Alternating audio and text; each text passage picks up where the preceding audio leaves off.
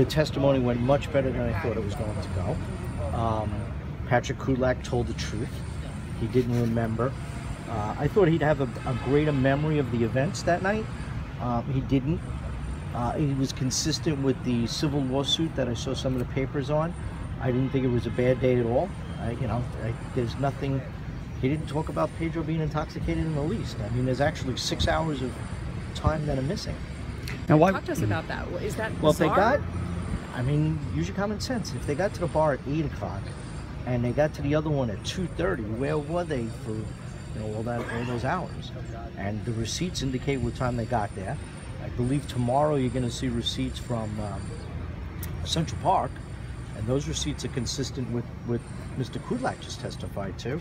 So there's really not a lot of drinking going on. Nobody has him drinking at Curves. So if you have 6 hours and all he had was 4 drinks, he's able to metabolize 4 drinks in 6 hours.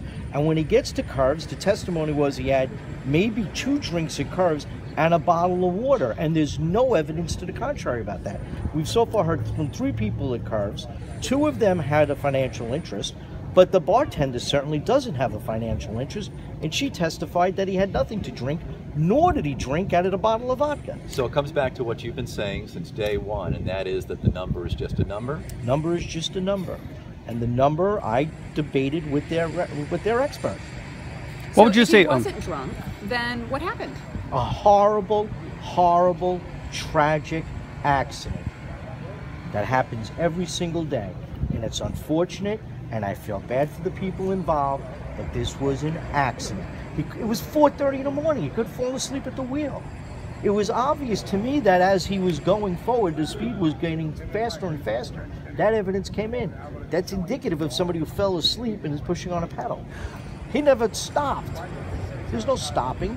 And about, Mr. Kudlac showing his stomach, was that just an emotional move? Was that valuable? We have a very good judge. Judge Matei is a very good judge. He allowed it in because the people need to prove permanent disfigurement.